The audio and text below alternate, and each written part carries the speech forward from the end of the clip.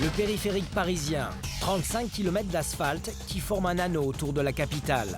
Cette frontière entre la ville et la banlieue est aussi l'un des axes routiers les plus surprenants où tout peut arriver.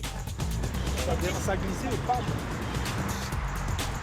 Camions, voitures, deux roues, plus d'1 million de véhicules se partagent tous les jours ces 8 voies de circulation. Entre le trafic, les tunnels et les bretelles d'accès, ici le risque est partout. Faut couper, hein, les gens ils sont de l'autre côté. Pour surveiller cet impressionnant boulevard, un puissant réseau de caméras, mais aussi plus de 150 policiers. Et parmi eux, il y a Patricia. Dans son collimateur, les énormes poids lourds venus de France et d'Europe pour livrer Paris. Un dixième de seconde, c'est bon. Je veux dire, votre vie, elle bascule et celle de la victime. Et il a découpé la voiture. Hein. Il l'a tranché comme un ouvre-boîte. Le boulevard génère aussi une autre délinquance plus étonnante. Vous allez voir comment Julien, capitaine de police, tente de combattre la prostitution qui s'est installée pour attirer les automobilistes venus du périphérique. T'as pas baisé? Une prostitution qui crée des tensions dans tout le quartier. Je vous jure, je voulais pas la frapper avec. Je vous jure, s'il vous plaît. Qu'est-ce que vous voulez lui faire? Mais le périphérique, c'est aussi de nouvelles formes de conduite.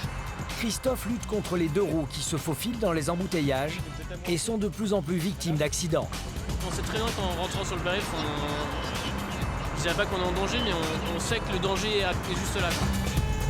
Et quand la nuit est tombée, certains conducteurs prennent carrément le boulevard pour un circuit de vitesse. Vous allez découvrir comment la police traque ces chauffards qui font tout pour échapper à leurs responsabilités. Vous présentez un Portugais, un faux. Accidents, délinquance, inconscience des conducteurs. Enquête sur l'axe routier le plus emprunté d'Europe, mais aussi l'un des plus dangereux. Un bon début de journée pour tous les équipages cet après-midi. On commence sur les chapeaux de roue. Toutes les nuits, le périphérique devient un haut lieu du délit routier. Pour lutter contre cette délinquance, il y a des policiers comme François. Et ce spécialiste du boulevard doit avoir l'œil partout. T'es en train de s'endormir au volant? Je l'ai pas regardé. Mais regarde. Ces policiers du périphérique traquent les petites infractions. Ce sont souvent de simples contrôles de routine, mais qui peuvent dégénérer à tout moment. On va prendre l'autre derrière là, qui était vraiment en ligne. Le conducteur de cette camionnette blanche a un portable à l'oreille. Il tente de ralentir pour laisser passer les policiers, mais François n'est pas dupe et il s'adresse à lui par haut-parleur. N'ayez pas peur d'avancer, on va vous attendre de toute façon. Portez-vous à ma hauteur. Il comprend quand même un peu. Bonsoir monsieur, on sort à la prochaine pour un contrôle, vous passez devant s'il vous plaît. Téléphoner au volant, l'infraction la plus courante sur le périphérique. Le conducteur semble obtempérer, mais rien ne va se passer comme les policiers l'imaginaient. Vous vous arrêtez au feu, vous actionnez les feux de détresse et vous coupez le contact. En un instant, le banal contrôle se transforme en course-poursuite. Donc le feu, vous venez de le passer, je vous ai demandé de vous y arrêter. Le conducteur prend la fuite en direction de la banlieue toute proche. Les policiers dans son sillage. TNP de Bravo 4.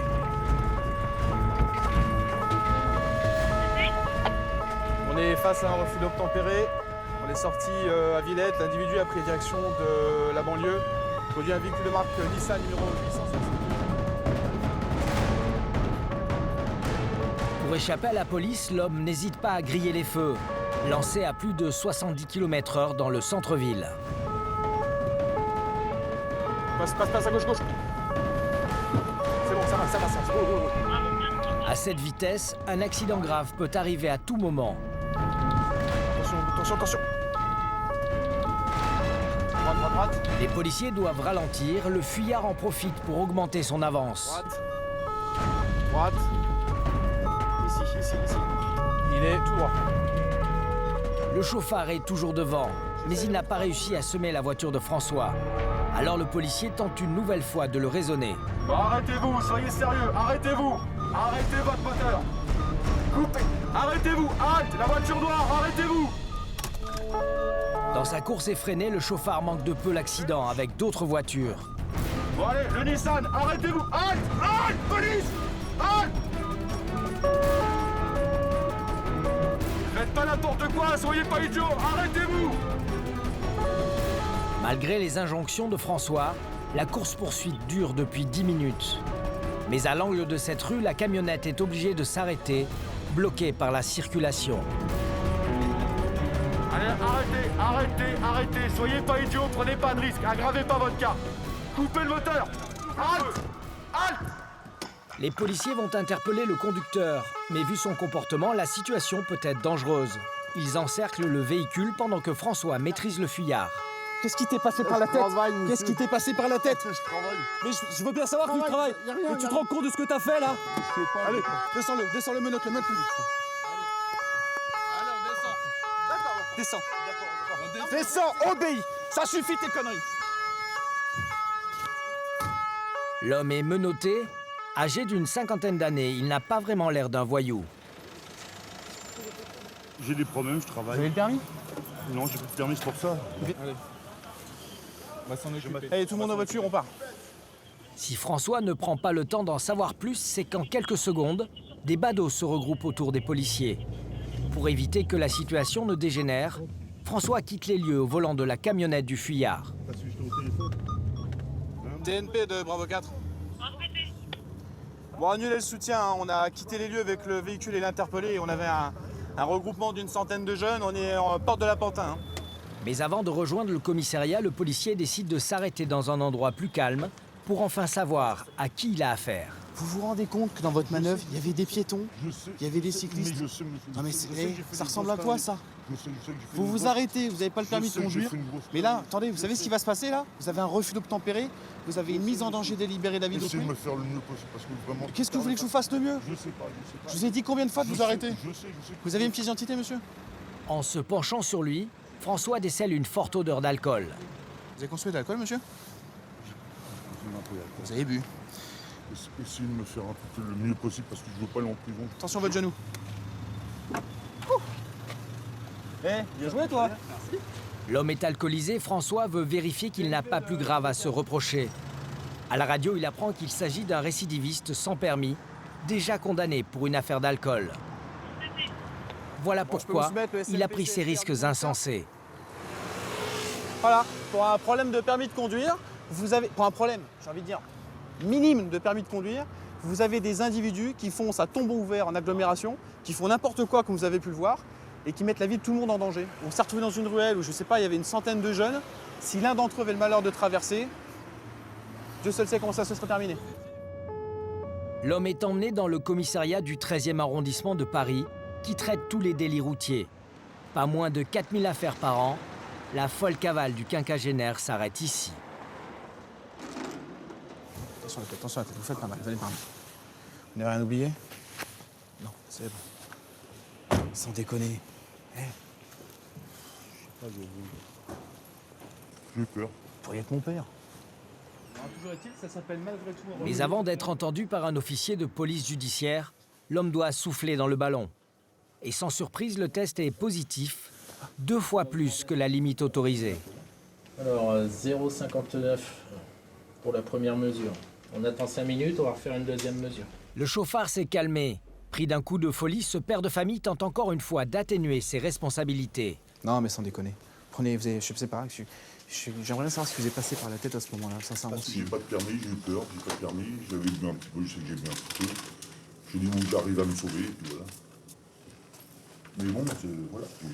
Moi, je pense à ma vie de famille, j'ai des problèmes, j'ai des problèmes d'argent. Vous avez l'air d'être quelqu'un de tout à fait respectable. Hein, objectivement, j'essaie de prendre un petit peu de recul, me dire, mais qu'est-ce qui est passé par la tête de ce monsieur, qui a l'air d'être quelqu'un de sensé? Je pense aller voir ma fille ce soir. Et vous imaginez, nous, ce qu'on se dit? Pourquoi il se sauve avec sa camionnette? Qu'est-ce qu'il y a dans la camionnette? Qui est au volant de la camionnette? Mais bien sûr. L'objectif, c'était ça, c'était de jeter le camion? Ranger le camion, prendre mon train, rentrer, aller voir ma fille en Normandie. Ça fait presque mal au cœur de voir que c'est juste quelqu'un qui était motivé et par la peur et par l'envie de voir son enfant ce soir. Quoi. Malgré sa bonne foi, l'homme sera placé en garde à vue et jugé en comparution immédiate quelques jours plus tard. Il a été condamné à 6 mois de prison avec sursis, assorti de 2 ans de mise à l'épreuve. Comme souvent sur le périphérique, les grosses affaires commencent par des infractions mineures. Des infractions qui sont aussi la cause de nombreux accidents. 4 voies de part et d'autre, empruntées dès le petit matin par un flot de véhicules. Sur le boulevard parisien, le risque est partout. Et malgré les centaines de caméras qui surveillent le trafic, on compte près de 1000 accidents par an, soit plus de 2 par jour.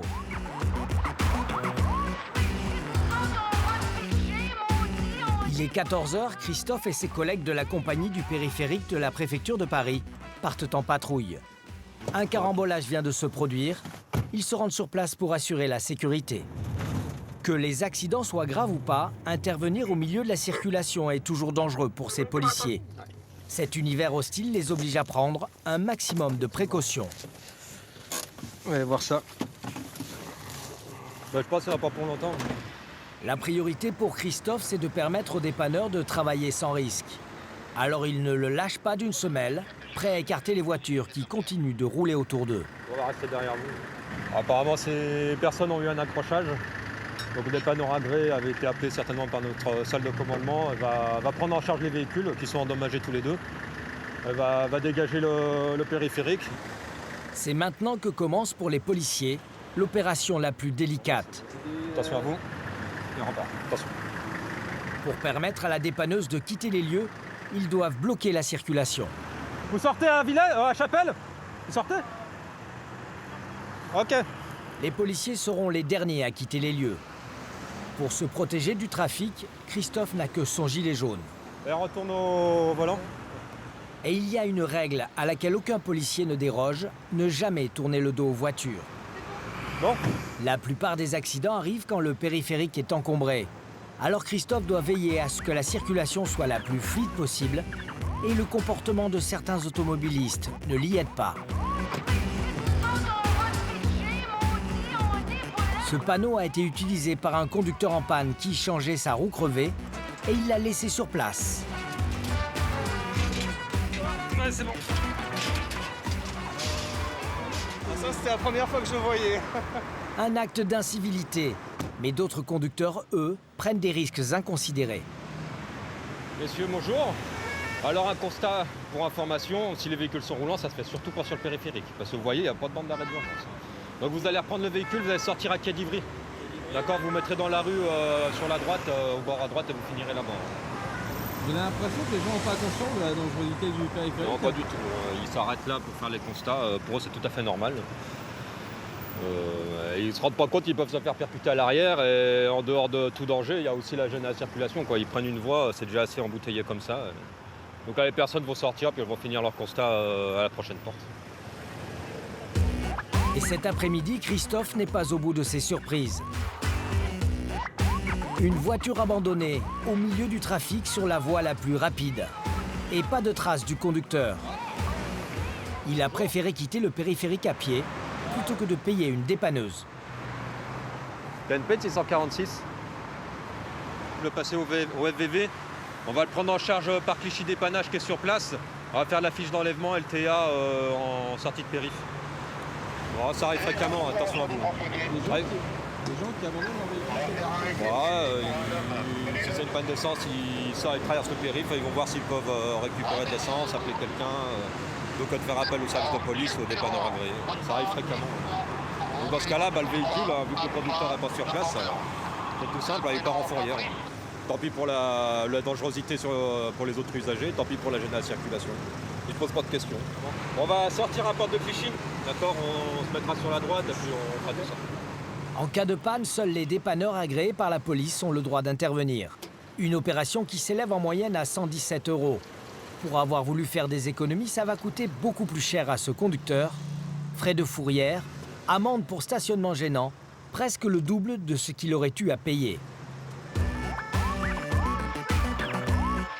Christophe vient d'être appelé pour un carambolage entre 5 voitures. Ces accidents en chaîne, c'est ce que redoute le plus le policier.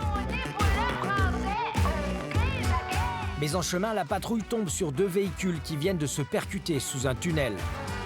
Ces voies souterraines représentent 10 km du périphérique et sont particulièrement dangereuses. Restez là, restez là. Faut couper, hein, les gens ils sont de l'autre côté. Les conducteurs ont traversé les voies pour se mettre à l'abri et ils sont bloqués par la circulation. Sans gilet, Ils sont à peine visibles. Bonjour messieurs. Vous êtes que les 2 véhicules impliqués? Voilà. Vous par contre, vous repartez pas à mon avis. On va voir avec un dépanneur agréé. Il n'y a pas de blessés, ça va? Non, il n'y a pas de blessés. Vous avez avisé avec la borne là-bas? On a appuyé, mais quand on vous a vu, on est... D'accord, ça marche. Restez de ce côté par contre. Si vous avez des gilets, les gilets, vous les mettez. Merci. Ça commence bien. On était appelé sur un accident matériel et on en a trouvé un autre en route. En sécurisant les lieux, les policiers évitent l'accident en chaîne. Ces accrochages font souvent des blessés et rendent le travail des policiers beaucoup plus compliqué. C'est un bon début de journée pour tous les équipages cet après-midi. On commence sur les chapeaux de roue. L'accident pour lequel Christophe a été appelé, le voici. Il est spectaculaire. 5 véhicules encastrés, les uns dans les autres. Et une voiture littéralement soulevée de terre a fini dans un pare-brise. Le problème, c'est qu'un bébé était assis à l'arrière, dans son siège.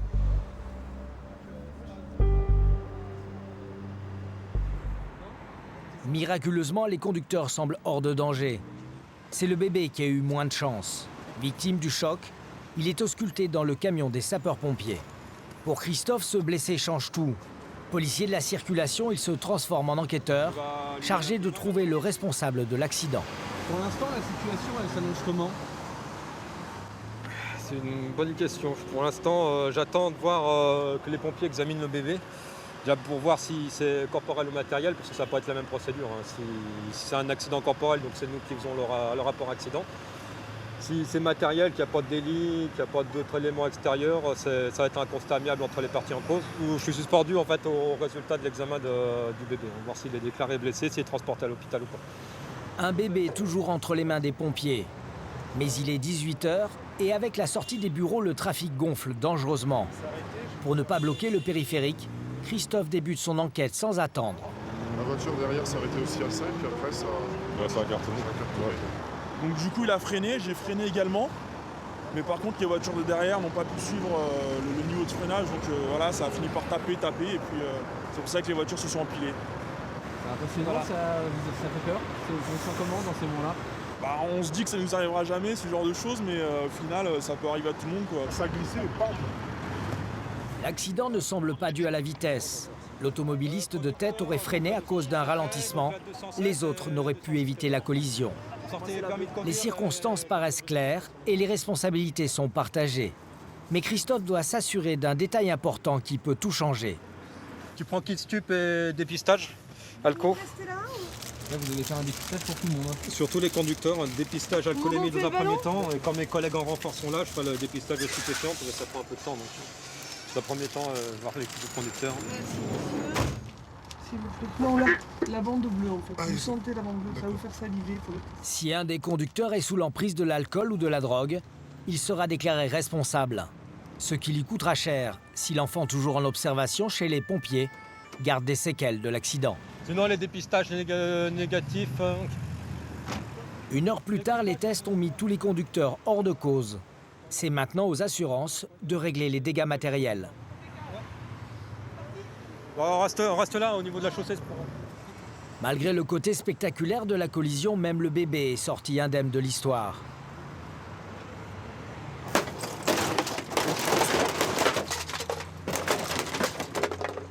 La plupart du temps en journée, les accidents se résument à de la tôle froissée. Mais il aura fallu tout de même 3 heures à Christophe et à son équipe pour rendre le périphérique à la circulation.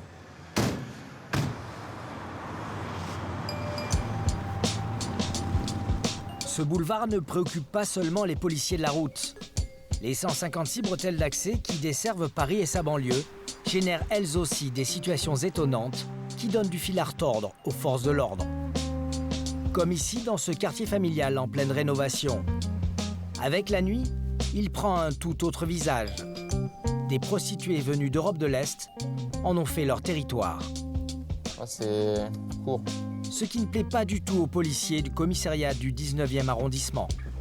Depuis quelques mois, le capitaine Julien a les jeunes femmes dans son collimateur. On va montrer leur petit lieu de copulation. Les filles ont pris possession des stations de tramway installées le long de l'avenue. Tiens. Ça, y a pas baisé, T'as quoi? T'as pas baisé? C'est là qu'elles exercent leur commerce et visiblement même la présence de Julien ne les impressionne pas. Y a pas baisé. T'as pas baisé? Y a pas baisé, toujours, y a pas baisé. Et c'est quoi là par terre là? C'est quoi? C'est pourquoi ici baisé, copine? Ah, il y a des copines qui baisent? Oui. Parce qu'ils regardent parce que ça fait de la saleté, tu vois. Ah oui, c'est beaucoup de copines ici baisé, moi y a pas baisé. Bah là, c'est le lieu de travail. Ah, c'est vraiment une clientèle bien particulière. Car ces clients empruntent un circuit bien rodé. Le périphérique leur permet d'accéder facilement au quartier des prostituées et de repartir aussi rapidement qu'ils sont venus. Une situation qui rend les contrôles particulièrement compliqués pour Julien. Toutes ces voitures qui passent là, elles passent par périphérique, elles font le tour des portes. Elles viennent voir les filles, c'est un petit peu l'amusement, quoi. Un amusement dont se plaignent les riverains. La présence des jeunes Roumaines augmente l'insécurité du quartier et perturbe la circulation. Ça crée des embouteillages parce que les mecs ils viennent reluquer les filles, ça discute, ça parle tarif. Parlez français, moi. Ouais. Mais la prostitution n'est pas interdite en France. Si Julien veut déloger les prostituées, il faut les prendre en flagrant délit de racolage. Seulement, elles ont trouvé la parade pour contourner la loi. Et on va voir la différence de vêtements. Tu vois, elles ont leur sac, regarde. Tu vois, regarde. Hop, je sais pas si tu vas voir.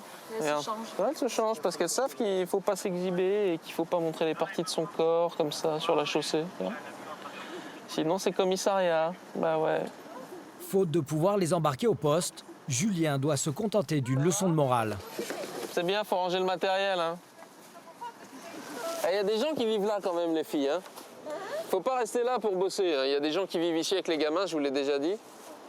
Hein, vous restez pas sur le boulevard là. Hein. Allez, circulez de là. Hein. Voilà, on a créé un embouteillage. Mais ce soir, il a décidé de ne pas se contenter de ce simple rappel à l'ordre.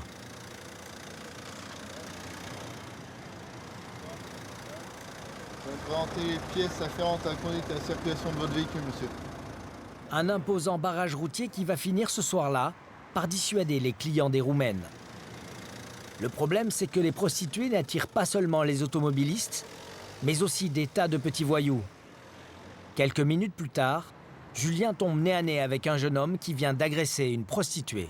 Tu te fous de ma gueule? Qu'est-ce que tu fais avec une barre de fer? Je veux pas la frapper. Donne ta main! Ta main, putain! En quelques secondes, l'homme est maîtrisé et menotté. Hein? Sympathique? Tu faisais quoi avec ça? Je vous jure, je voulais pas la frapper avec. Je vous jure, s'il vous plaît. Qu'est-ce que tu voulais lui faire? Je voulais juste parler. Je lui dis, arrêtez. Tu parlais avec ça? Je vous jure, j'ai posé la barre, s'il vous plaît, monsieur. Pourquoi? Je vous jure, j'ai posé la barre. Je pose la barre. Je vous jure, monsieur. Tu veux qu'on te parle avec, nous aussi? Non, c'est bon. C'est bon, la mec, j'ai posé la barre. L'agresseur, tout juste âgé de 14 ans, nie tout en bloc. Mais la prostituée prétend à elle qu'il l'a frappée pour la voler, et ce ne serait pas la première fois. Qu'est-ce qu'il fait? Il a agressé? Oui, ici, là... Pour que l'agresseur réponde de ses actes, Julien doit la convaincre de porter plainte au commissariat. La 10... Bah, faut que tu viennes avec nous au commissariat, là. Dépose plainte, là. Ouais. Non, sinon, il va revenir tous les jours, hein. En se prostituant dans ces quartiers isolés, proches du périphérique, ces jeunes Roumaines prennent aujourd'hui beaucoup de risques. Mais bien sûr. C'est elle qui le tenait aussi, peut-être. Ouais, elle voulait te frapper, bien entendu. C'est ça, et t'as raison. Voilà. Donc c'est pas lui, hein. C'est bien connu. Prostituée, agresse les gens. Voilà. C'est aussi ça, en fait, le problème, c'est que ça ramène... Bah, ça draine tout ça. D'accord. Ça draine tout ce genre de petits cons qui vont venir agresser les nanas, qui vont venir commettre des petits larcins, quitte à casser des voitures. Voilà. La prostituée a finalement porté plainte. Mais le jeune homme mineur ne risque pas grand-chose. Non, c'est bon. Notre enquête nous conduit maintenant à une autre porte, la porte Maillot. C'est l'un des plus gros échangeurs routiers du périphérique. Un passage parmi les plus fréquentés entre Paris et la banlieue. Voilà pourquoi nous y retrouvons François, qui en a fait son terrain de chasse préféré. Et ce soir, il a décidé de se poster juste en face de ce feu de signalisation. orange, rouge. Bon, voilà. Ah bah oui, c'est la dernière. Ah non, regarde la plaque. Cette voiture noire vient de griller le feu. Par haut-parleur, il intime au chauffeur de s'arrêter.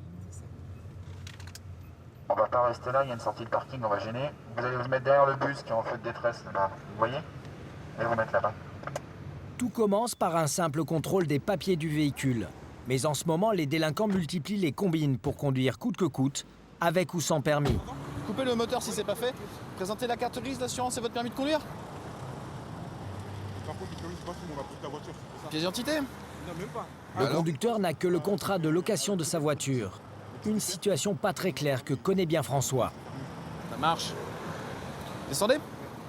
Il soupçonne d'emblée le garçon de conduire sans permis. Venez quoi? Non, venez quoi? Ah, ça va. Et le policier de la route se transforme en enquêteur de terrain. Y'a pas de problème avec le permis? Non, pas du tout. Jeune homme. Pardon? S'il y avait quelque chose avec le permis, c'est maintenant qu'il faut le dire. Pas compris. S'il y avait quelque chose avec le permis, il faut le dire maintenant. C'est écrit chèque? Non, rien. Vous avez le permis? Oui, j'ai pas, monsieur, j'ai quand même. Votre adresse? Donc, les femmes, vous pouvez. Ok. Ça marche. Vous restez avec mes collègues? Hein? Mettez-vous là? Le conducteur semble sûr de lui, mais François pense qu'il utilise une fausse identité.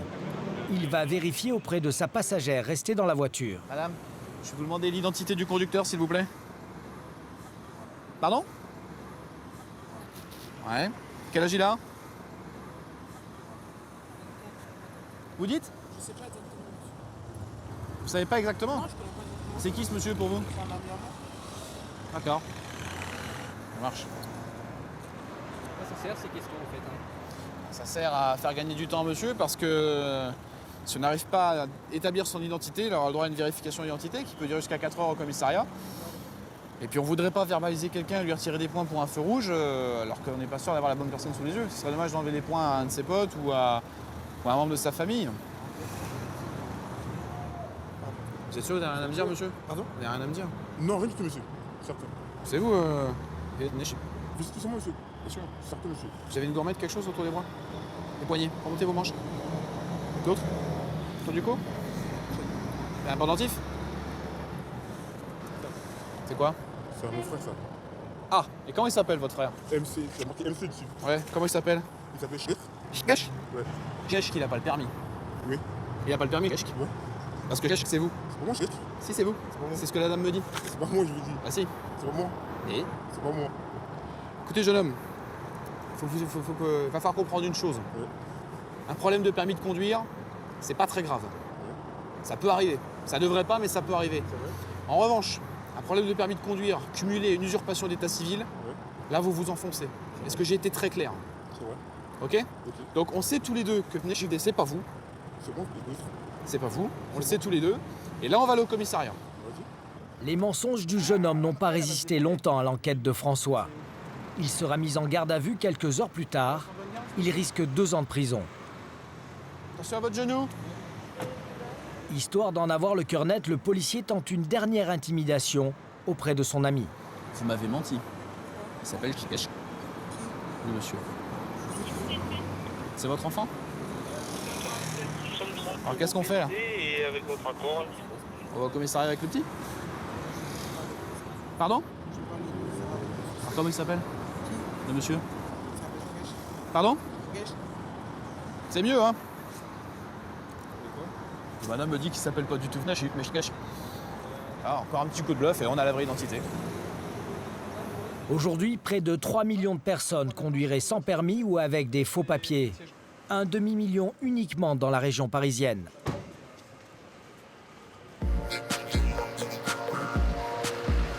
Et les faux permis, c'est le domaine de prédilection de Guillaume, lui aussi policier à la compagnie du périphérique. On va la mettre... On va la mettre là-bas, ouais. Ce soir, il participe à un contrôle de vitesse. Flashé à 117 km/h, le conducteur de cette voiture risque un retrait de 3 points et 90 € d'amende. Tu vas avec lui au véhicule? Il aurait pu en rester là, mais Guillaume flaire immédiatement le mauvais coup. Il présente un permis portugais. Avec un petit peu d'expérience, j'oserais dire. Celui-ci est carrément faux. Il faut dire que le document est assez grossier. Ouais, bien sûr. Alors, ça c'est un permis portugais. Ce qu'il y a, c'est que le permis est complètement lisse. En sachant que sur les permis portugais, quand vous passez votre doigt, normalement le doigt rémue.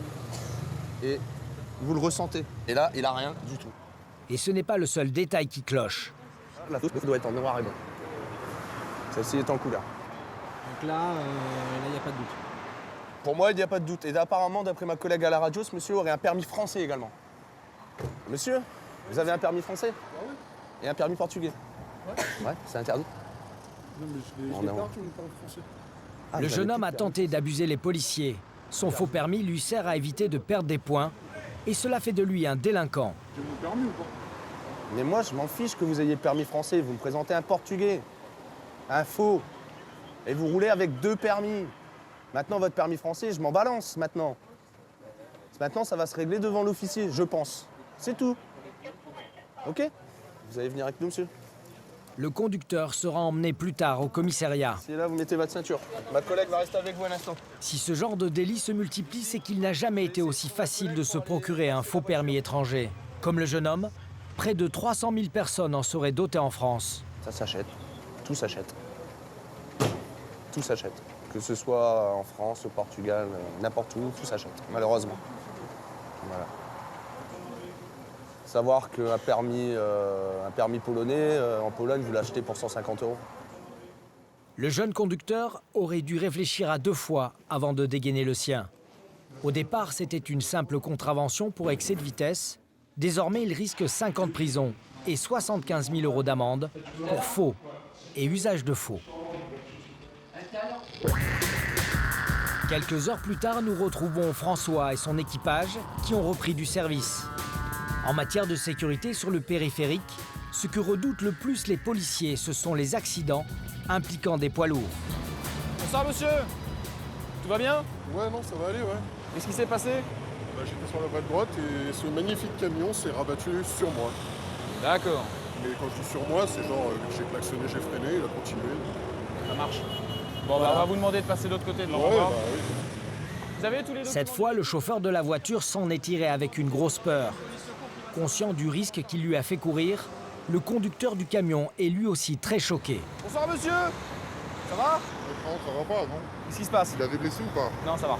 C'est vrai? C'est bon. Avec la voiture qui est foutue. Ah oui, bien. Vous l'avez attrapé avec dans la remorque? Ah, mais attrapé, ouais, attrapé. Oh la vache! Et ça vous avez tout arraché là? Ah ouais.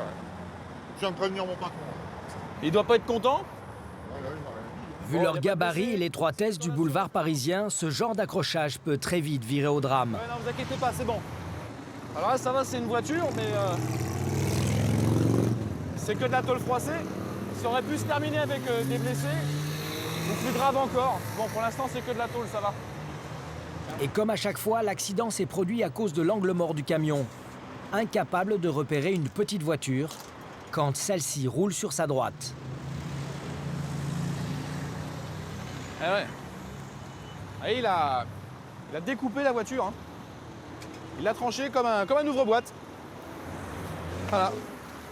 Ça, c'est la marque que peut laisser un pneu de camion. Bien la trace de rotation de la roue sur le flanc de la voiture. Et on peut supposer que la barre qui est tordue a arraché à partir de là. Ça a engagé dans la rainure de la portière et a tout emmené.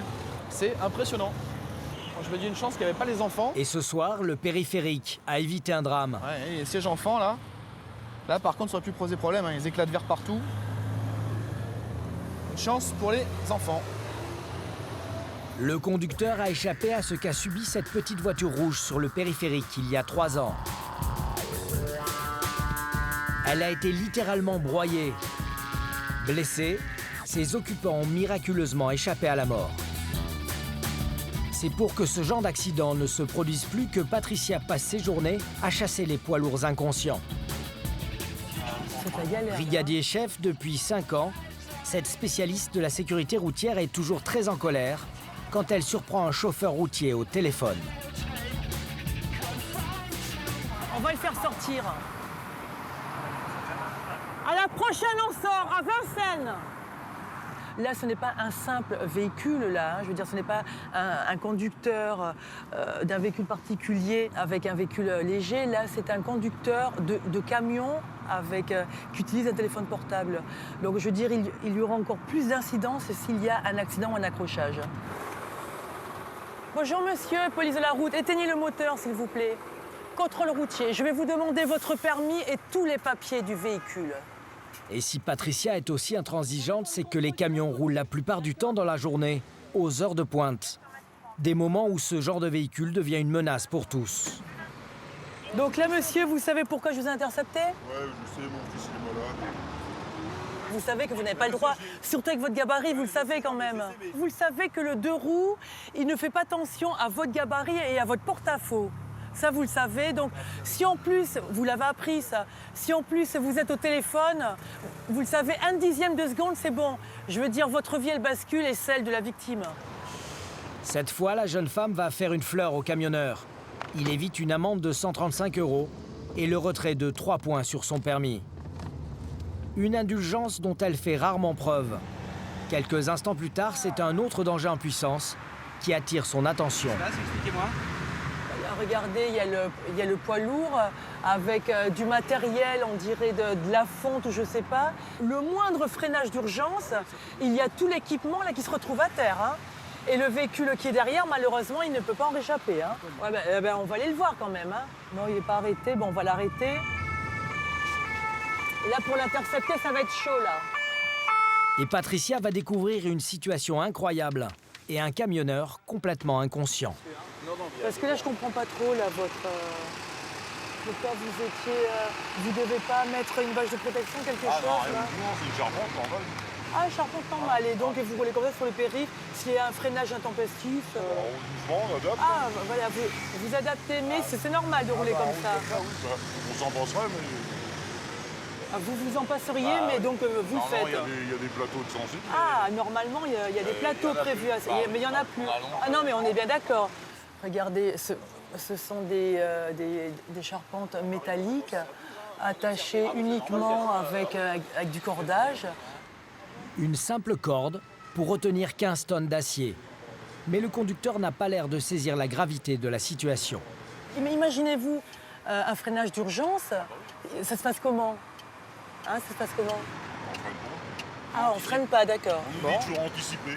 Oui, non, mais oui, d'accord. C'est pas toujours facile, mais... On est bien d'accord, donc on freine pas. Oui, bah oui, attends.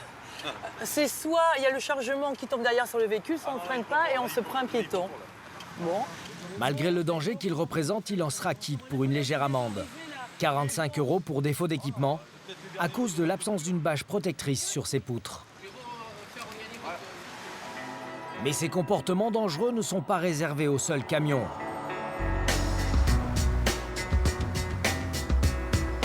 Pour éviter d'être coincés dans les bouchons du périphérique, des milliers de franciliens roulent désormais en moto ou en scooter. Une mode qui a provoqué l'apparition d'une pratique à risque. Pour aller plus vite, les pilotes conduisent entre les fils des voitures. Certains appellent ça le couloir de la mort, car les 2 roues en sont souvent les victimes, comme le montre cette vidéo récupérée sur Internet. Nous retrouvons Christophe qui constate les ravages de cette conduite presque quotidiennement. Transmettez. Je vous confirme, on a bien l'AVP côté PA Italie, bon numéro 1. Ouais, c'est reçu, on a vu passer les pompiers.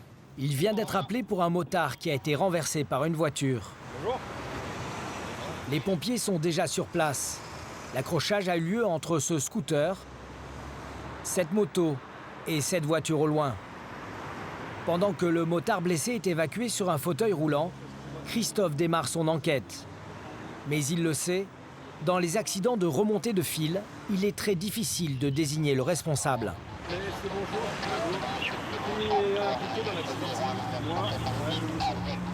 À la gauche de Christophe, le conducteur de la voiture qui a renversé la moto. À sa droite, le pilote du scooter qui suivait et qui a tout vu. Vous êtes blessé, non? D'accord. L'automobiliste reconnaît sans difficulté que c'est lui qui a percuté le motard. J'ai pas vu le motard arriver derrière. Et au dernier moment, je l'ai vu arriver dans mon rétroviseur et il a essayé de m'esquiver, il est tombé. Mais selon lui, il n'est pas responsable. Le fautif serait le motard qui roulait sur la ligne discontinue dans le fameux couloir de la mort. Deux roues, il circulait où exactement? Au niveau de la ligne blanche, je passe entre les voitures. Parce que moi, c'est vraiment quand j'ai déboîté à gauche que je l'ai vu dans mon... T'as mis votre clignotant? Ouais. Bah, on va voir ça. Si le motard remontait bien la file, alors il est effectivement le seul en tort. Car c'est une pratique illégale. C'est maintenant ce que Christophe va tenter de déterminer. Alors, j'ai le permis? Oui, vous inquiétez pas. La position exacte du véhicule quand vous avez eu le choc avec le... Jambe cassée, la victime peut néanmoins parler. Et elle va défendre sa propre version des faits. Pour monter les fils, quoi. Non, il n'y avait pas de voiture à côté de moi, hein, à ce moment-là. Lisez bien. Christophe n'est pas plus avancé. À ce stade de son enquête, c'est parole contre parole. S'il veut connaître la vérité, le policier doit maintenant interroger le conducteur de l'autre deux roues. Il a assisté à l'accident et pour lui, il n'y a qu'un seul responsable. C'est clairement le véhicule, l'automobiliste qui s'est rabattu sans faire attention à son angle mort et sans indiquer qu'il tournait avec son clignotant. Donc moto, ça vous voyez tous les jours? Les voitures qui se rabattent comme ça, c'est tous les jours, c'est quotidien. On sait très bien qu'en rentrant sur le périph', je dirais pas qu'on est en danger, mais on sait que le danger est juste là, quoi, juste à côté de nous. Mais pour Christophe, ce sont les remontées de fil qui représentent un vrai problème. Car si le code de la route les condamne, elles sont aujourd'hui rarement sanctionnées. Il y a un changement de voie d'un côté du véhicule sans précaution, il le reconnaît. Donc il n'a pas vu la moto hein, quand il est passé en voie 1. D'un autre côté, on a les deux roues qui, comme d'habitude, sur le périphérique, remontent les fils de circulation. Sans jamais réintégrer leur voie. Donc. Pour diminuer le nombre d'accidents de deux roues, la police voudrait désormais les obliger à rester derrière les voitures. Une solution que les motards refusent catégoriquement et ils entendent bien le faire savoir.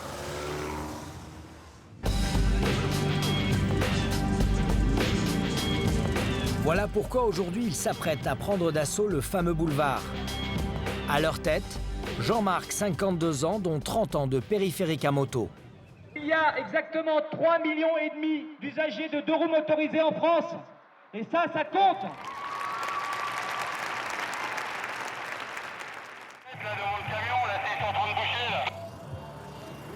En quelques minutes, c'est une marée de 10 000 motards qui inondent le périphérique. Pour eux, comme pour Jean-Marc, interdire aux deux roues de remonter les fils comporterait plus d'inconvénients que d'avantages.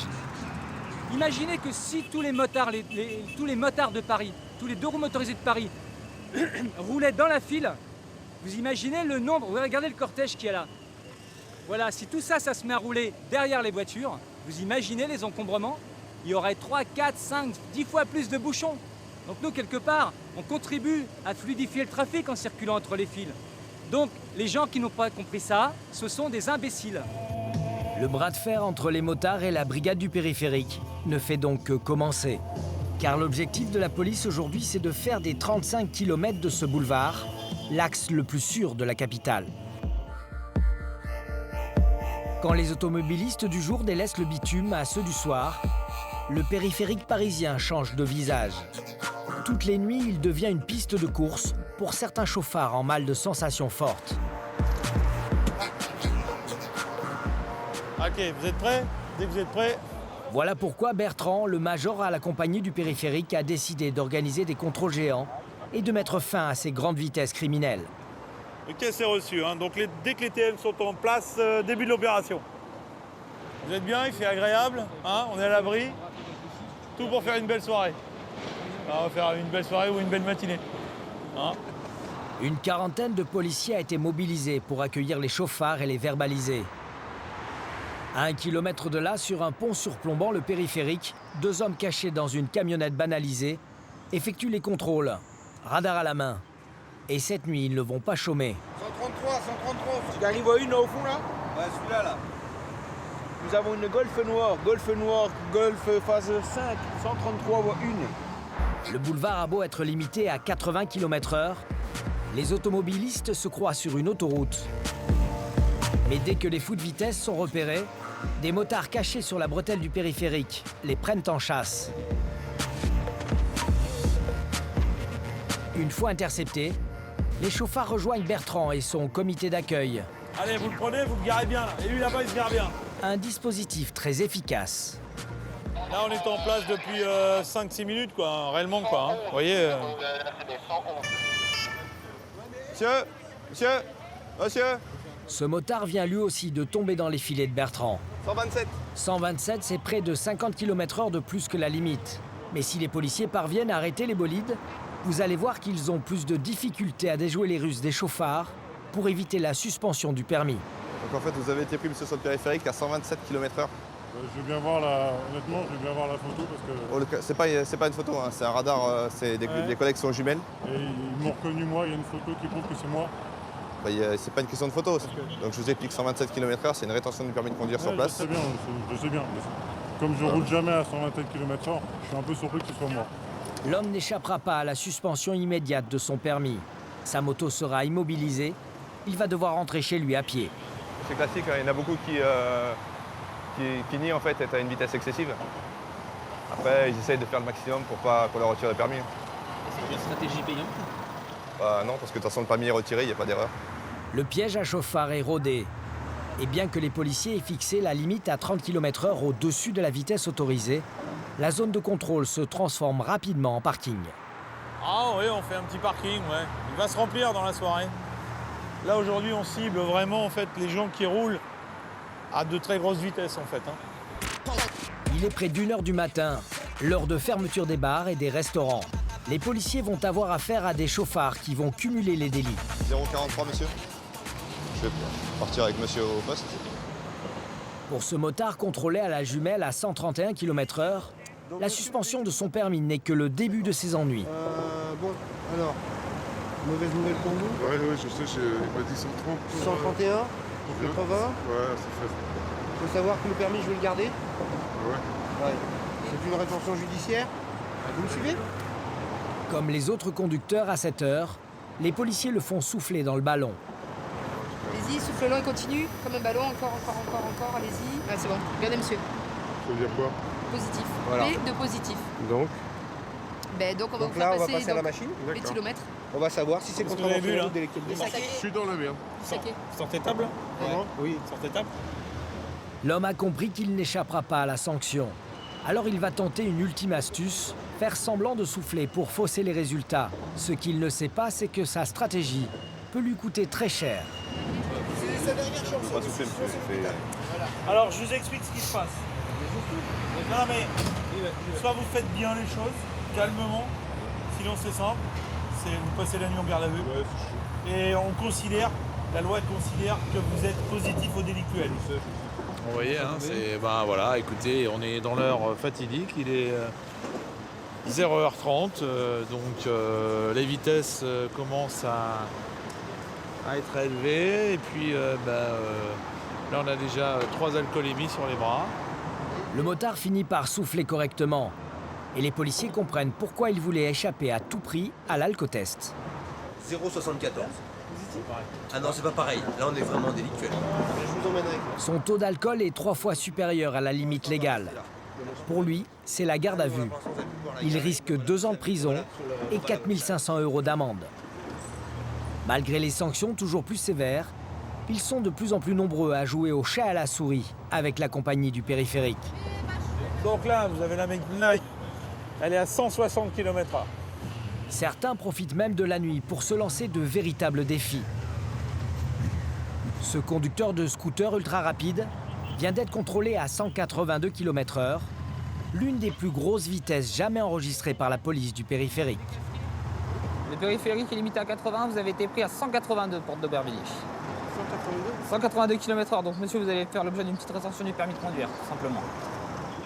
En conduisant à cette allure, l'homme a pris des risques inconsidérés pour lui et sa passagère. Mais la situation ne semble pas le traumatiser. Mais non! Mais non!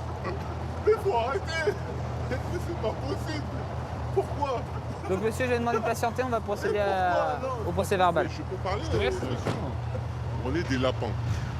Il y a des chasseurs, et nous on est gibiers. Alors une moto rouler à 80 km/h sur le périphérique, c'est pas possible. Alors les motos, elles sont à 200 chevaux, alors qu'ils nous expliquent. Où il arrête le commerce des motos, on roule en vélo. Voilà, en vélo, là, on sera jamais en excès de vitesse. En une nuit, les équipes du Major ont relevé 32 excès de vitesse et retiré 23 permis. Mis en place depuis moins d'1 an, ces contrôles géants commencent à faire leur effet. Grâce à eux, le périphérique parisien devrait devenir moins tentant pour les fous de vitesse.